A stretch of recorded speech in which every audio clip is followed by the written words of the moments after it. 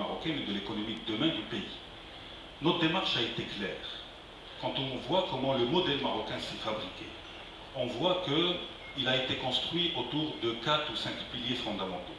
Le premier pilier est la stabilisation macroéconomique du pays, parce que sans bons fondamentaux, aucune économie ne peut bien fonctionner. Nous avons organisé et structuré notre ouverture économique pour surfer et bénéficier de la globalisation des économies à travers les différents accords de libre-échange que nous avons signés. 90% des échanges commerciaux du Maroc se font avec les pays avec lesquels nous avons des accords de libre-échange. Nous avons également mis l'accent sur le positionnement logistique du pays, sur le développement des ressources humaines, sur l'orientation équilibrée de l'économie vers les secteurs orientés vers le marché international et l'export, dont fait partie le tourisme, mais aussi un renforcement des secteurs domestiques, parce qu'une économie doit marcher sur ses deux pieds. C'est cette vision, cette construction qui nous a permis de continuer à avancer et de soutenir tous les secteurs. Le tourisme, qui fait déjà et qui pèse déjà 9% du PIB national, est un secteur sur lequel, naturellement, nous mettons l'accent. Sur les 10 prochaines années, ce secteur représentera probablement quelque chose comme 13% du PIB.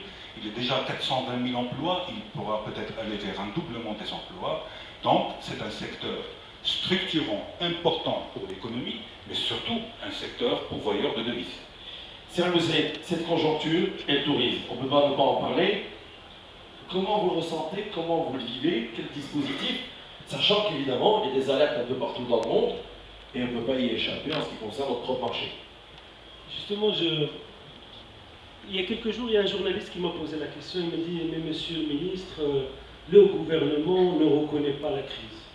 Alors j'ai répondu sous forme d'une boutade, j'ai dit, bon, alors pourquoi on a mis en place des mesures anti-crise si on ne reconnaît pas la crise? Aujourd'hui, le gouvernement a travaillé pour mettre en place des mesures anti-crise. C'est vrai que les années fastes du secteur touristique sont un peu derrière nous.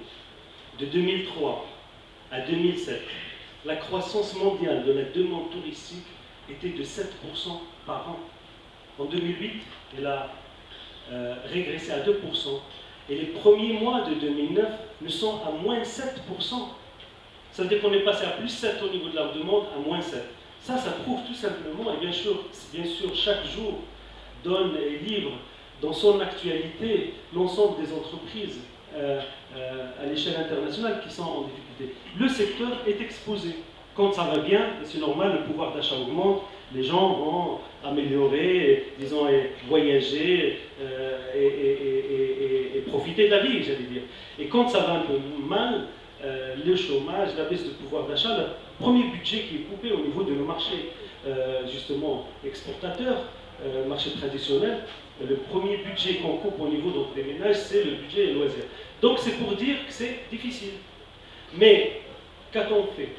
Nous nous sommes réunis déjà en novembre avec l'ensemble de la fédération, l'ensemble des acteurs privés pour anticiper cette crise. Et nous avons mis en place ce qu'on a appelé CAP 2009, qui est un ensemble de mesures tactiques complémentaires pour anticiper donc, les effets de cette crise, qui a depuis évolué, qui ont devenu encore, disons, plus graves, plus profondes depuis. Et aujourd'hui, le gouvernement, dans le cadre du comité de veille stratégique dont a parlé mon ami Salah Mouzoua, le secteur du tourisme y figure, et nous avons, dans ce comité, élaboré d'autres mesures, à la fois conjoncturelles, mais surtout structurelles. Il faudrait que le Maroc, que notre pays, que l'industrie touristique dans notre pays anticipe la sortie de crise. Qui, encore une fois, a des effets, comme je dis, immédiats, mais qui est en train de façonner aussi, et de façonner l'industrie touristique de demain. Comment? Nous assistons aujourd'hui à des comportements qui commencent à devenir, disons, des tendances lourdes dans le comportement des consommateurs. Le late booking, réservation de dernière minute, la montée d'Internet, le choix justement des destinations plus proches, l'intérêt grandissant du rapport qualité-prix, l'écologie. Tout ceci, tous ces facteurs deviennent aujourd'hui des facteurs, disons, structurants pour cette industrie. Merci, vous avez anticipé ma question de relance, mais je vais me permettre de gagner du temps d'aller vers le ministre du Commerce, de l'Industrie, des Technologies de l'Information. Je voudrais m'adresser à lui, non seulement en sa qualité en charge de ces départements, mais aussi de responsable de la partie investissement dans le pays. Sermet Chami, comment est-ce qu'on peut soutenir l'investissement, comment est-ce qu'on peut l'apprécier dans un contexte international ô combien difficile avec ce manque de visibilité? Merci Tammy. Si tu le permets, avant de prendre la parole en tant que responsable d'investissement, je voudrais juste rappeler une anecdote qui s'est passée le jour d'un conseil de gouvernement. Et Sibou Saïd, qui donne beaucoup d'importance au secteur du tourisme, nous a dit qu'on était tous ministres du tourisme. Donc moi je m'adresse un peu à vous en tant que ministre du tourisme pour dire que le tourisme est vraiment une priorité nationale. Il ne faut pas se leurrer. Quand on regarde aujourd'hui ce qui se passe au niveau mondial, il y a une véritable crise financière qui est sans précédent depuis 1929. Et quand on prend cette crise financière, ben ça entraîne une crise au niveau des liquidités et donc un impact sur les investissements. Donc aujourd'hui, clairement et on va le voir tout à l'heure par une démonstration chiffrée, mais on voit un recul de l'investissement au Maroc. Mais ce qui nous sauve, c'est que le Maroc a fait le choix de politique volontariste dans différents secteurs, dont celui du tourisme, qu'il a érigé en priorité nationale dès 2001. Et donc, aujourd'hui, si on regarde un peu les chiffres en ce qui concerne l'investissement, on regarde qu'il y a une accélération des investissements depuis 2005. Et depuis 2005, on est passé à plus de 2,5 milliards d'euros d'investissement par an, avec un pic en 2007 à plus de 3,4 milliards à peu près, et puis bien sûr une chute en 2008 qui est sensible, mais qui nous reste quand même au niveau de ce qui se passait en 2005. Quels sont les critères ou les éléments qui plaident pour notre capacité à continuer à attirer des investissements ou à maintenir le flux dans cette période? D'abord, je pense que quand les investisseurs décident d'investir dans un pays, c'est un choix structurel, ce n'est pas un choix conjoncturel. Et donc, ils évaluent est-ce que le pays, structurellement, a des avantages compétitifs ou pas. Et il est clair, quand on voit, comme je l'ai expliqué, cette courbe, ou qu'on peut voir aussi la courbe suivante qui est celle, je dirais, du tourisme, on voit que ces investissements dans le tourisme ont cru d'année en année. Et donc, les investisseurs jugent que le Maroc a aujourd'hui un avantage compétitif structurel, et donc, quand ils prennent ces décisions, ce sont des décisions à long terme, et ils continuent à décider, ils continuent à voir le Maroc comme une destination de choix, de prédilection pour leurs investissements.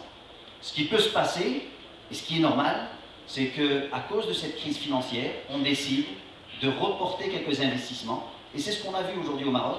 On a plus vu un report, je dirais, qu'une annulation d'investissement. Maintenant, qu'est-ce qui rend cette destination, je dirais, attractive, une destination de prédilection?